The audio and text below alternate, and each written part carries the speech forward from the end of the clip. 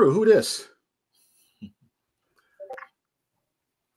Ladies and gentlemen, good morning, good afternoon, good evening, whenever you guys are listening to this, and whenever you guys are watching this.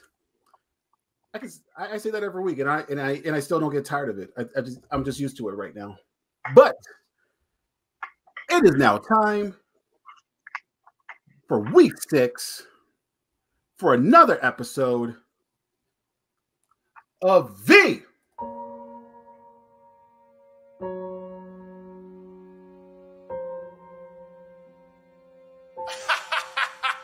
I told you y'all suck.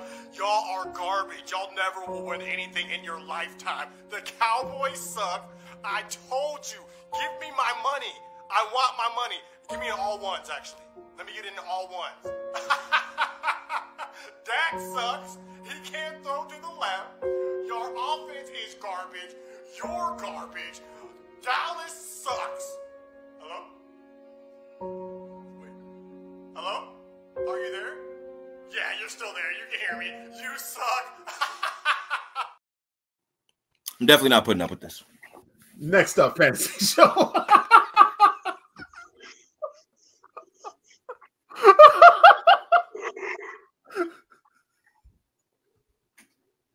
It's your boy Will. There's no words, bro. There's no words. First of all, do you, Mike Lou, do you follow Magruder? Do you follow him on Instagram? Yes, I do. Yes, I do. He's good at, he's damn good at what he does, and just generally, like, for him to pretty much say all that, and then from there be able to make fun of himself for all that. Like, I give him props, and Mike knows I'm just poking a bear. It's all love. He knows that. But once again, it's your boy Will. We're down one man right now, but it's okay. We went ahead and made up for it from one man to the other, from one Manny to one Mike Lou. So actually, let's go ahead and actually introduce Mike Lou. Mike Lou, how you doing today? I'm a Bills Mafia representative. I'm here. We took an L last week. That one hurt to wake up at 6 o'clock in the morning and take an L. I didn't like that. But, it is what it is. We're going to bounce back against the Giants. We're going to take that ass out. And I'm here because Manny's a coward, bro. Yeah. Straight coward. First, he a coward because it took him 5 weeks to gain any traction on the trade that we had. 5 weeks. And your team lost and you hide your face, man. My man Mike T out here represent, man. Chin high. Chins up, chins high. Manny, he ain't nowhere to be seen, man. Sad. Manny, we need a clap back from you, but it's okay. You're doing your thing. You're going out somewhere. I forgot where it was, but you do your thing. We'll see if we catch you on Sunday. My boy Mike T. Mike T, how you doing today, man? Oh, I'm here. I'm here, and after everything I said last week, there's not really much for me to say. It's been a rough week. I don't know whether to cry my eyes with my Cowboy jersey. It's okay. Or I don't know whether to cry my eyes with my Dodger joint. I don't know. Oh, the Dodgers. It's been a rough week, man. It's been a rough week, but I'm here, and we're going to talk about it. But I don't regret anything I said. We'll play again, and I'll be talking shit again. And that's okay. We're also not going to talk about the Orioles neither. So, well, they weren't expected to be that good. So I feel like we had a great year. But we won't talk about it. It was a W because they got in. Huh? It was a W because they got in. They won 100 games. Vegas had them to win like 80 games. They had a great year. And yeah, we're like all young dudes. Like, yeah, man, they got time. They got time. No Adam Jones? Adam Jones? Yeah, that was like 10 years ago, bro. I know he's done like for a while. I know. It's all about Gunnar Henderson and Adley Rushman right now, man. Yeah, man. Who was the masher? Was it Chris Davis? He was a master. But he couldn't. All he could do was hit home runs. He'd have like 50 home runs, but his average would be like 220. That used to be like Jock Peterson all the time, where all he did was just nothing but home runs or strikeout. It's one of the two. There was never in between for him. But ladies and gentlemen, we're not here for a little baseball because baseball is in the playoffs and all of our teams are not even in it. except Mike Lou, you repping the D-backs? Hell no. Hell no. Okay, just making sure. All right, so I don't know. We'll see if they can beat the Phillies. Anyway, we're here to talk about Week 6, and one of the biggest stories that jumped out of nowhere is I know we talk about injuries a lot, but let's call it what it is. Injuries fuel fantasy sports in general. I hate to say it that way because we create a way because of the injuries. It creates opportunity, it creates value, it creates upside for a bunch of these backups that we actually have. Savant Achan that we were talking about before the show ended up being on the IR for a couple of weeks. We were talking about Salvan Ahmed, which I feel that's on deeper leagues, pick him up. But this time we're going to talk about someone a little bit more serious, someone that a certain host that is not here at this very moment picked #1 overall in our league right now. Justin Jefferson on the IR for 4 weeks. And the interesting part about Jefferson in this case is there's a situation, or there's been a multitude of rumors and things like that where they're saying to the point where it could be very possible of two things. One, when Justin Jefferson gets back, he might not be Kirk Cousins might not be the quarterback there. Been hearing a multitude of training rumors as far as Kirk Cousins going to save some team, whether it be the Giants, whether it be the Jets, even heard Falcons. Sorry, Desmond Ridder. Not sorry. And the second part is, even if once the four weeks are actually over, it could be very possible that Justin Jefferson, let's say Kirk Cousins is moved, he's not going to want to play. Or it could be more serious as far as what the injury is after the minimal 4 weeks. So there's a lot of movement. There's a lot of thoughts that a lot of people are probably having especially after picking him up #1 overall. So I want to go to Mike T first. So if you're a Justin Jefferson owner, first of all, let us know. But if you're in the mind of a Justin Jefferson owner, what's your next move right here? All right. I'm not a Justin Jefferson owner. Didn't have any draft capital high enough to grab him this year. If I had, I probably would have.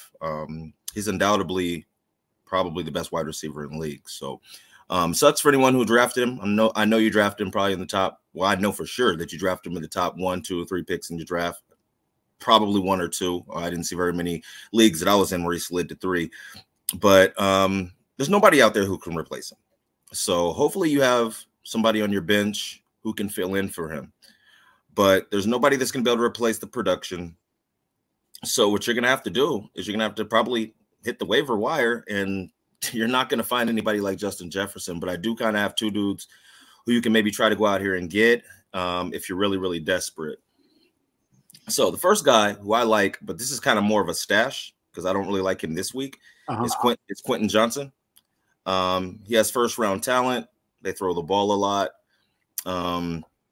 And I feel like them coming after a bye week or coming off of a bye week, I'm hoping that they've kind of like tried to integrate him more into the offense because they really haven't used him very often. Right. And usually when that happens with a rookie, it means they don't really understand the playbook enough to be out there. So I'm hoping that now at this point in the season, after the bye week, they'll kind of start to utilize him a little bit more. But I don't like his matchup this week, but I do think he is a must-stash player. I could see him paying dividends later on down the line, but he won't replace Justin Jefferson.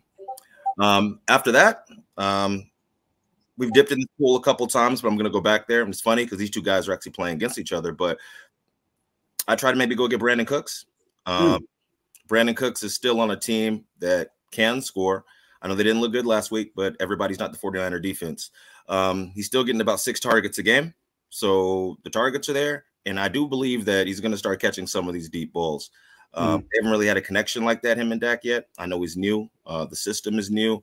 But if you're looking at the waiver wires, and there's guys out there like Zay Flowers, maybe. He might not even be out there. But you got him out there. You got Josh Downs, who some people like. I kind of like Josh Downs. You have – well, probably Kendrick Bourne maybe out there on the waiver wire. So when you're looking at all these kind of options, I think Brandon Cooks is somebody I'd take a flyer on because at least he's been productive in the past and is a starter on a decent team. So those are the two guys I would go after. Brandon Cooks, I think, is somebody you can play this week if you're desperate.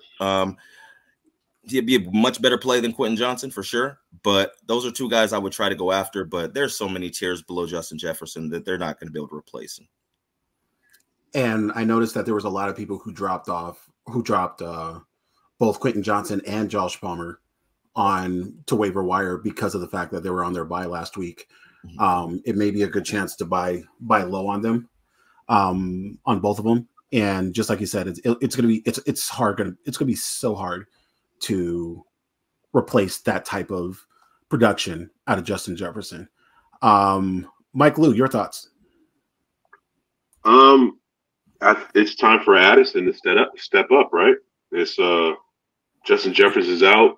They got Addison in there. He was on a good streak of scoring a touchdown a game, and it's time to see what he can do. He's not going to do what Justin Jefferson does.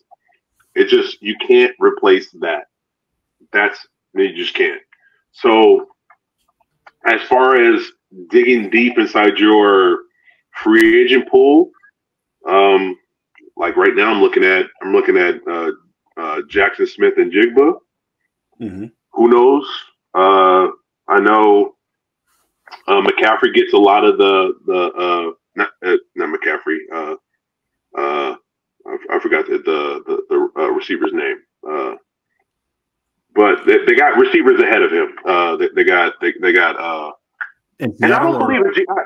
Yeah, Seattle and Geno getting down the ball, getting that's not really their game. So that's kind of if you want to do that, just like Mike said with the Chargers receivers, I don't trust them. I don't trust them like that.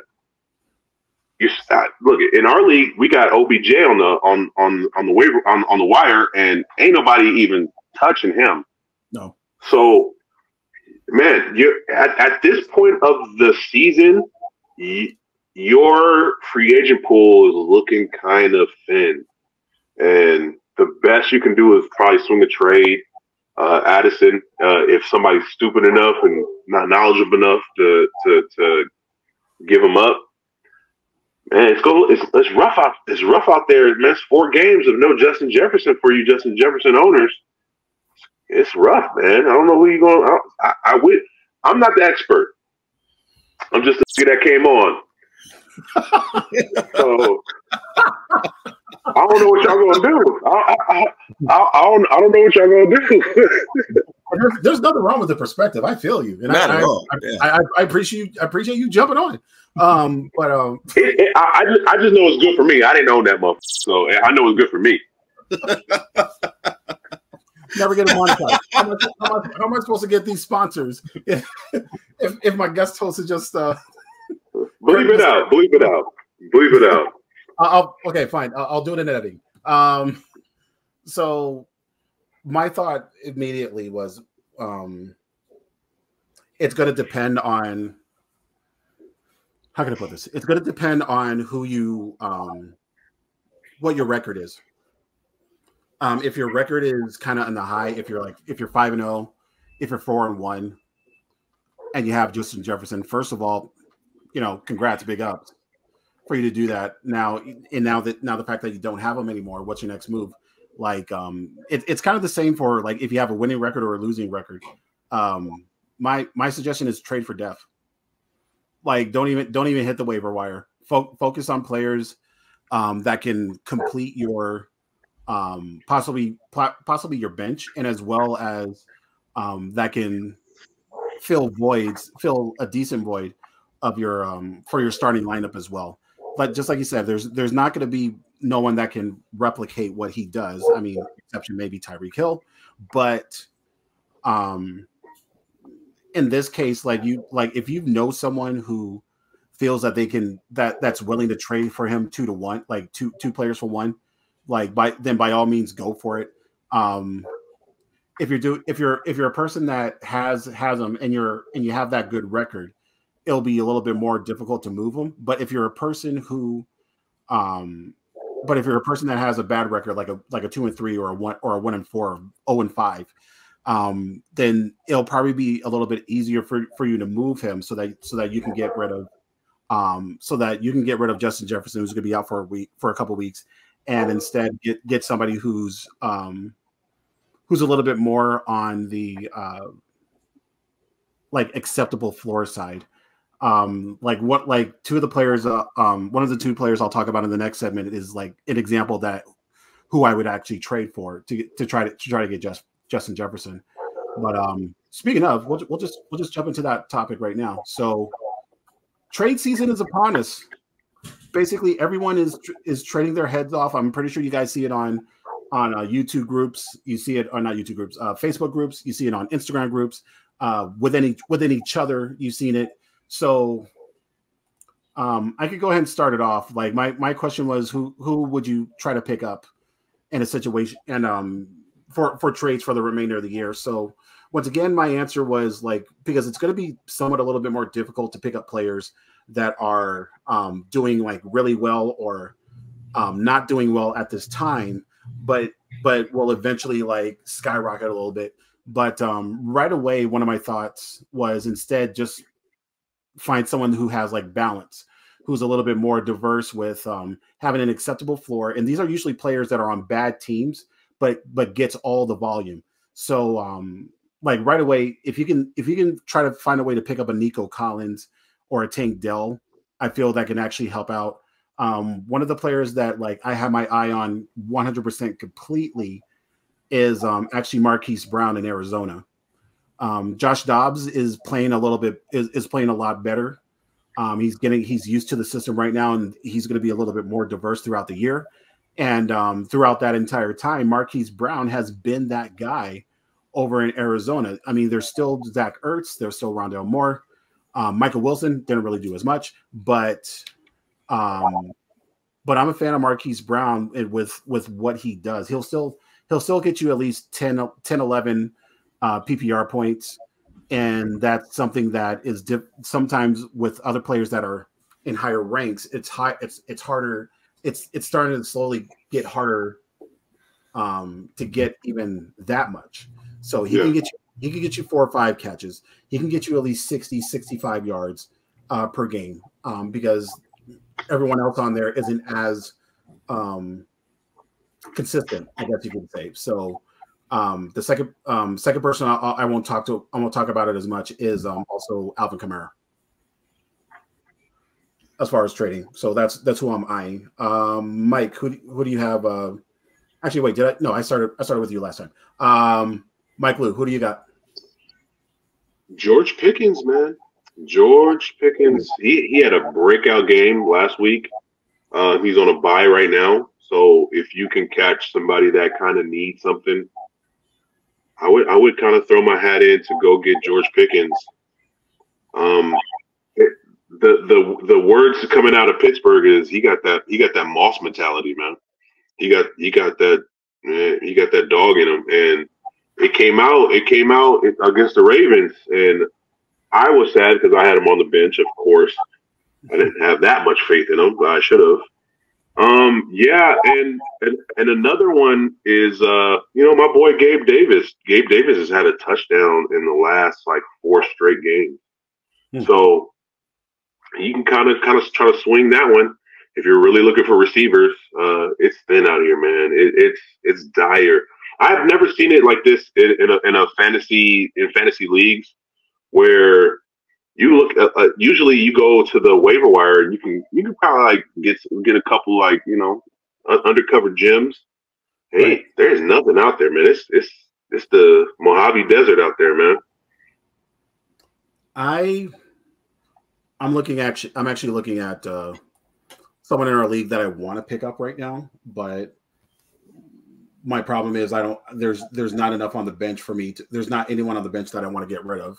But like there's like 1 or 2 players I'm actually interested in right now. But yeah, like it just like you said, it is tough out there as far as trying to figure out who to get it on from the waiver wire. It's slim pickings out there. It's not only is that, it's what you think you can trust, you can't trust no more.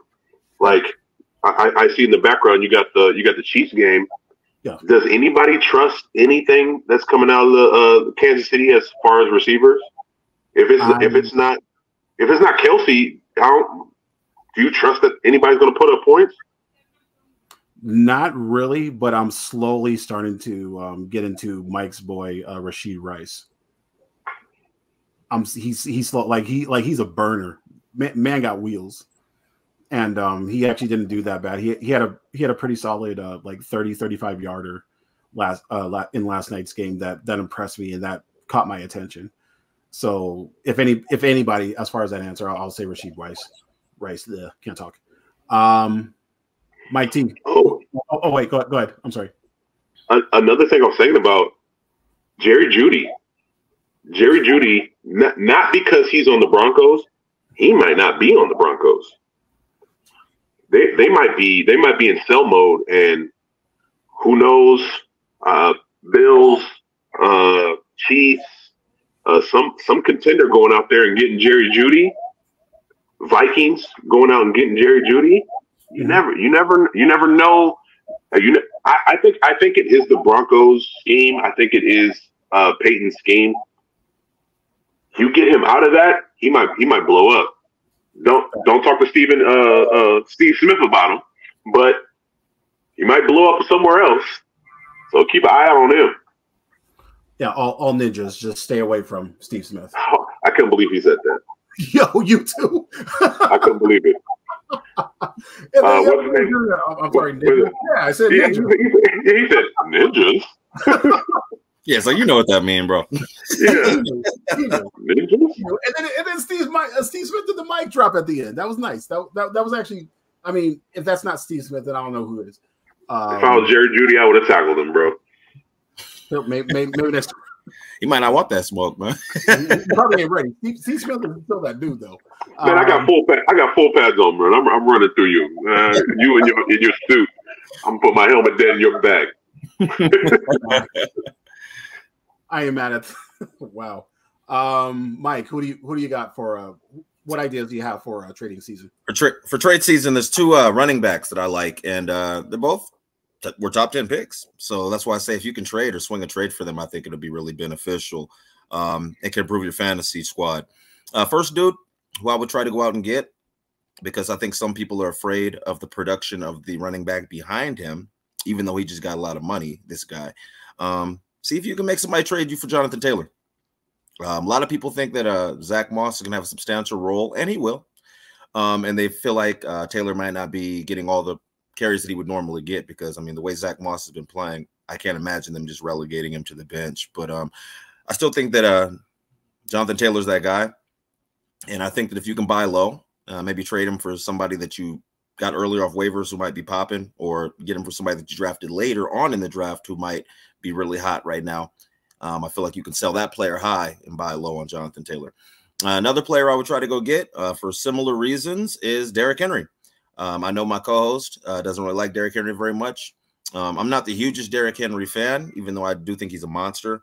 But, you know, he really doesn't catch the ball that much. So that kind of changes, or that impacts certain leagues, depending on the kind of league that you're playing in. But just look at the back end of his schedule. Look at playoff time and look at the teams that Derrick Henry's playing.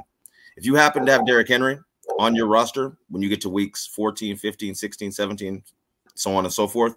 Well, not 17. Most leagues don't play week 17. Once you get to weeks, 14, 15, and 16, those games are really, really easy for Derrick Henry. And I think he can be a league winner at that point if you have him. So those are the two guys I would try to go out and get to improve your roster if you can get them. Do you,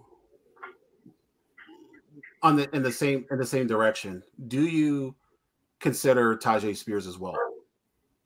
Do I consider Tajay Spears fantasy relevant, you said? Yeah. So for the same reasons for Henry, would you consider Tajay Spears? I would. I actually have both of them on my roster. I picked up Tajay Spears' insurance. But yeah, I would definitely consider Tajay Spears. If anything happens to Henry, he's going to have a huge role. He could be a league winner if something were to happen to Henry. And even if Henry's there, I think Tajay Spears has carved out a nice little role. He's going to get the ball. So, Tajay Spears is somebody that I would go after too. But see, with Tennessee, I think that their offense, the way they run their offense, and with the I don't believe in Tannehill. I think the Tannehill's one of the lower level quarterbacks in the league. So I feel like they have enough volume for both of them because I don't really feel like they're going to be throwing the ball like that. I mean, look at Treylon Burks and the other receivers they have. They don't really ever do much. So I think that their offense can support 2 fantasy running backs, with Henry, I think, being the lead back and Tajay Spears kind of being the secondary back, almost like a Zeke Pollard thing a couple years ago. Well, you look at Derrick Henry is on that Jerry Jeudy tip too, where he might be on another team too. He definitely could. I want him to stay there only because I'm telling you the playoff. His last couple games were so easy, so I want him to stay there. But if he were to go to another team, like you said, that could even be more volume for him. He's still a beast. He's still Derrick Henry.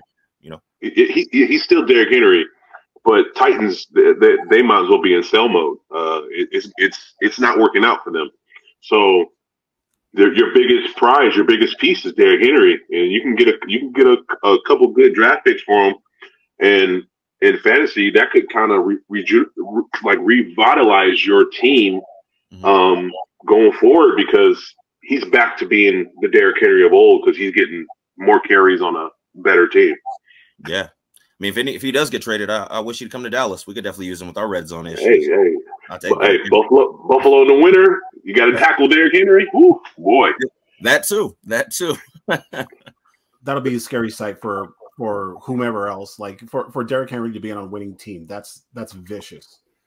That's scary, and I don't think I want any part of that. But also at the same time, like don't keep him in Tennessee, because Mike already knows. Like forget Derrick Henry. I just despise Ryan Tannehill. There's just nothing good about him. There's never been anything good about him. First off, he came from Texas A&M, and those people ain't likable. And he was a receiver there. I mean, he started off as a receiver. He had to make a position change because they were just trash at the quarterback position. So yeah, he's Tannehill. And you know I ain't got love for him because he's a former Dolphin. Former Dolphin. Yep.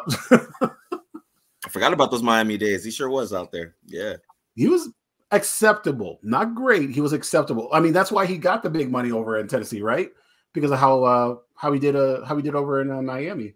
True. But we'll still whoop at his ass. No. Like I said, no love for Ryan Tannehill and anywhere in his career.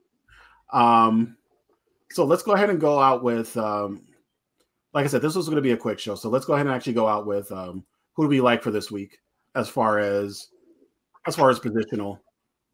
So with Manny not being here due to a horrible accident that happened Sunday night. It was I think it was after the Cowboys game, maybe, I don't know.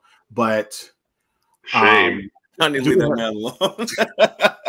I'm not leaving him alone, and I'm not leaving Atlanta fans alone. I'm just saying. I knew that was coming. I was about to say something. I knew that was coming. Boy, hey, get off that boy's head, man. Stop messing with that man. Look, ATL versus everybody. I'm just saying. Stop messing with that man. I'm just saying.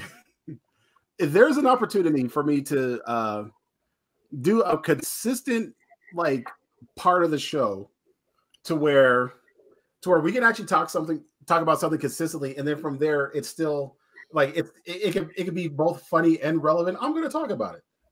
I made it this far without talking any kind of mess about the Falcons. I should be rewarded. And the only way that I could be rewarded is by this week's sponsor, Cheetos. Flaming Hot specifically. If you haven't seen the movie about the guy who made these, go watch it. You know where he's from, right? He's from our side, right? Rancho Cucamonga. That's where it started. Oh, word. Yeah. So that being said, once again, I'm going to put it over here. You know where to find me. Need the damn sponsors. Cheetos. I had no idea, but it seemed like some. Holla at him.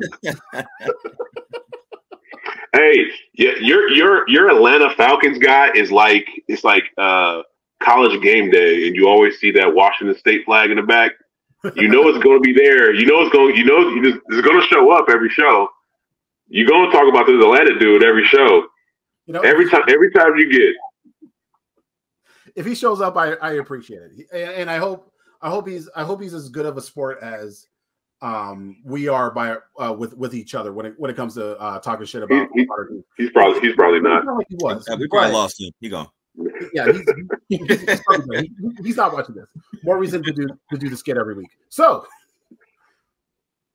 we need to know who we like this week. And once again, since Manny's not here for the week, Mike Lou is going to be taking the place for wide receivers. Mike T is going to be doing the running backs, and I got the quarterbacks. So let's go ahead and I'll go ahead and start off with the quarterbacks that I like. There's actually two of them that are kind of in the lower, don't want to call it lower tier, but just some that are some that are just low, but just but because of the matchups that they're in, they create good upside. So that being said, the first one is going to be Sam Howell. Now I talked to Sam Howell a lot for the past couple of weeks, and he can actually even regardless of the record, he can simply show that he can play, that he has the rushing upside, he has the weapons around him in McLaurin, in Brian Robinson, Dotson, Curtis Samuel. Like actually, Curtis Samuel, pick up Curtis Samuel, please, because he's been at 20% target share and having like an acceptable point amount in fantasy for at least the last 2-3 weeks. So Curtis Samuel, pick him up. He was like one of the last people I picked in fantasy drafts this year. I don't have him anymore, but I knew what he's capable of. But anyway, so he plays my favorite team, the Atlanta Falcons, this week. And just because of how the defense actually is in Atlanta, that just makes it a really good matchup. The second player is going to be Baker Mayfield, which probably is going to be a little bit surprising, but Mayfield is slowly but surely getting more interesting to me. Like his last game was kind of trash, and but this week he's playing against Detroit, and Detroit is just known for giving up points, even though they create a lot of points in return. So because of that, because of it being a shootout, I'm not sure about how Mike Evans is feeling, but Chris Godwin, my man's on fire, and Cade, is it Cade Otton, the tight end there, and Rashad White, pretty solid throwing options. If Mike Evans gets in there, it could be very interesting for Baker Mayfield. And I'm not going to talk too much about the third one, but I am going to say, I mean, it's the matchup. He's playing against the Chargers. He can come back. Dak Prescott. I'm gonna leave it at that. Dak Prescott can turn it around this week. Let's go with Mike Lou for the wide receivers. I got two for you. Amon Ross St. Brown. Almost pulled the Mike T there. Yeah, he's coming back. Yeah, he's back. Yes, and Tampa Bay's defense ain't that good, so I can see him having a day on Sunday. And the second one, it's obvious who the second one's going to be. It's going to be Stephon Diggs and Gabe Davis. Come on, now we're playing the Giants, bro. The Giants. We're playing the Giants. That's all it needs to be said. My team knows we're playing the Giants. I expect big games out of both, big points out of both. Man, you can go down. You want to do Bills tight ends? Big game. It's going to be a blowout. We're playing the Giants, man. And I was hoping that we played Daniel Jones. Daniel Jones sucks. I was hoping we played Daniel Jones. We're playing Tyrod. They might have a chance with Tyrod. Tyrod? Okay.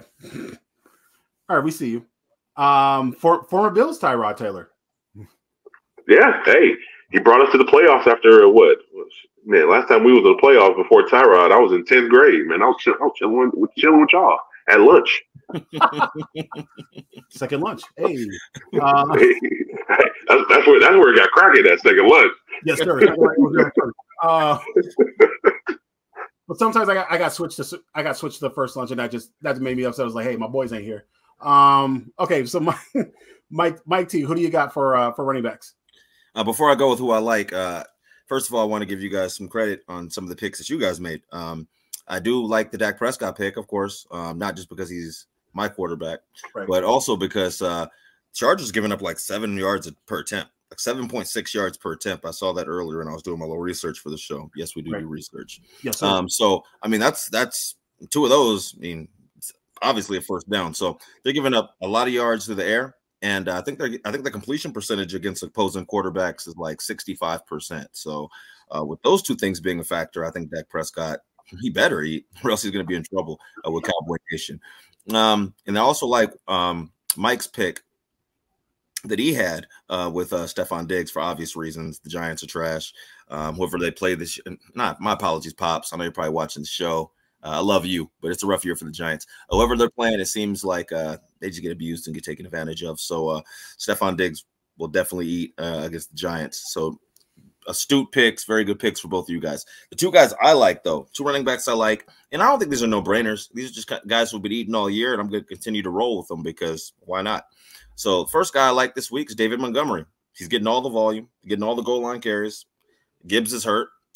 He's going to do what he's been doing. He's what's he have, like 8 touchdowns on the year, maybe more? I don't know. Something 19. Like that. How many? 19, but I was joking. Go ahead. No. He has a lot of touchdowns. That's all I know. And he looks great. And I'm really upset at myself for not picking him in any leagues because he looks really, really good in that offense. So if you have David Montgomery, I like him. He's probably my top running back this week. I'm rolling with him. The second dude I like a lot, and I liked him before, but I definitely like him now that A-Chain's hurt. Sorry, because I love A-Chain too. I actually like A-Chain more, but he's not there right now. I love Raheem Mostert. I love Mostert this week. I think that he's going to go off. You know how the Miami offense. Sorry, Mike. You know how the Miami offense is super explosive, and I don't think that Ahmed, I don't think Ahmed is on the same level as A-Chain. So I think that Mostert will be getting the bulk of the carries, and I think he'll explode. So I like Mostert. So Mostert for me and David Montgomery for me are the 2 running backs I like this week. That's what's up.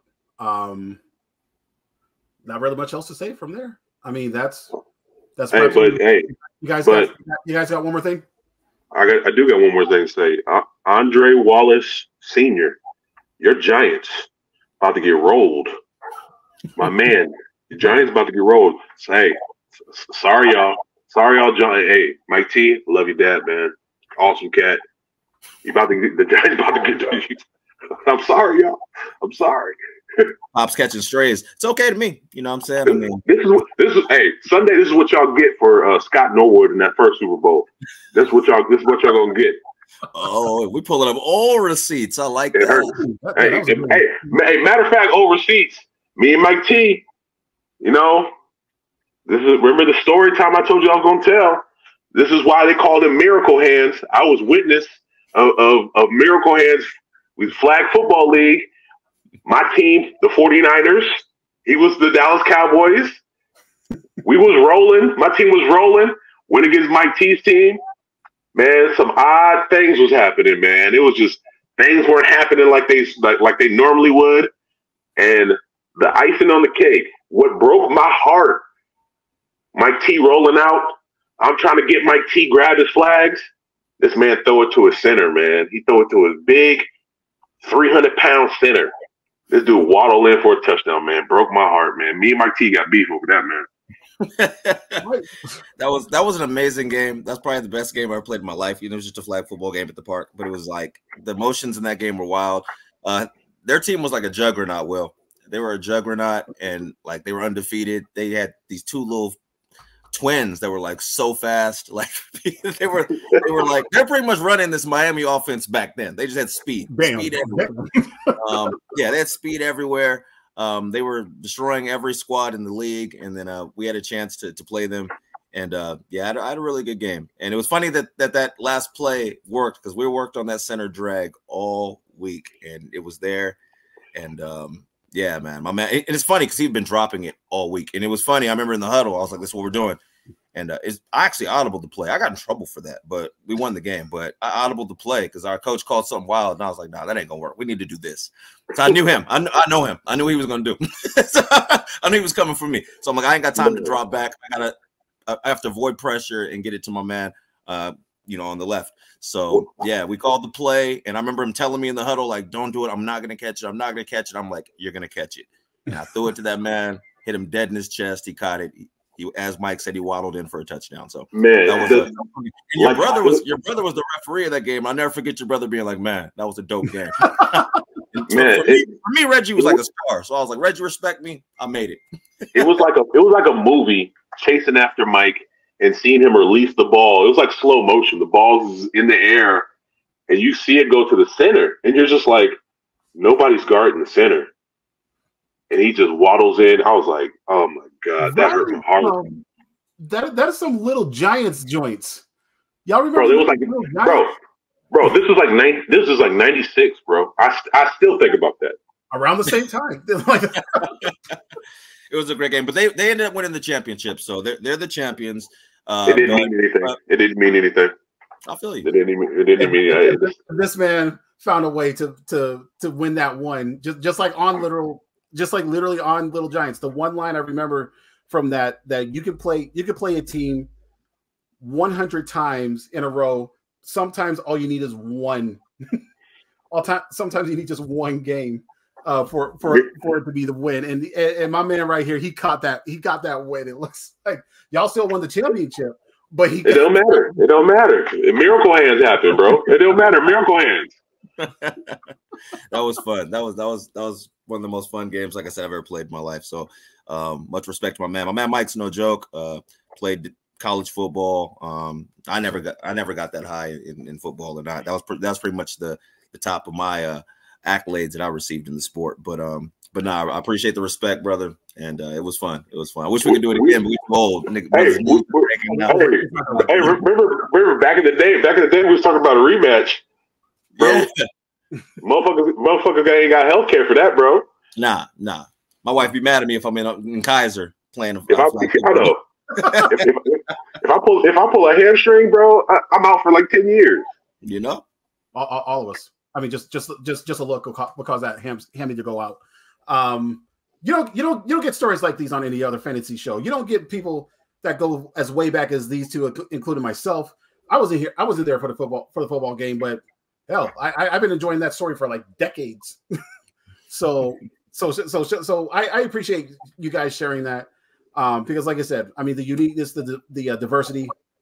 Where else but next up? So next time we can talk about the Cadillac story, but that's next time. Oh, Cadillac, yeah, we'll say that for next time. We can't give them all. Can't give them too much. Nah. You got to leave some of the seasoning in there. So Cadillac. So 4 weeks. So until week 7, maybe come back, Mike. Who knows? I actually make it a quad box and get Manny in here so you guys can go off. I need to see it just one time. So took you 5 weeks, Manny. Took you 5 weeks. Congratulations. Took you 5 weeks. I need to see that banter. Maybe on the Sunday show too. So yeah, we got a Sunday show. Do you know that? Sunday mornings, 8:15 a.m. Pacific Standard Time. Myself, Mike, we talk. We shoot the shit a little bit. We talk about who's in, who's out. We do trade ideas. We'll talk about other sports. Apparently, that's what we've been doing lately. So take a listen. Check us out on Sunday, 8:15, YouTube Live. The link is always in our bio on Instagram. So for Mike Lou, Bills Mafia all day. For Mike T, what up? Hey, what's up, man? Enjoyed it. Hanging out with 2 of my best friends. Can't get any better than that. Cowboy Nation, keep your head up. It ain't over yet. It's week 6. You know what I'm saying? Don't give up yet. But it was fun, guys, and let's do it again. I want to say crush the Chargers, but like I did pick the Chargers to not only win the division, but also Herbert to be MVP. So I'm kind of conflicted. I don't know. We'll see. For your boy Will, have a good night, have a good morning, have a good afternoon, whenever you guys are listening to this, whenever you guys are watching this. 8:15 Sunday morning. Deuces.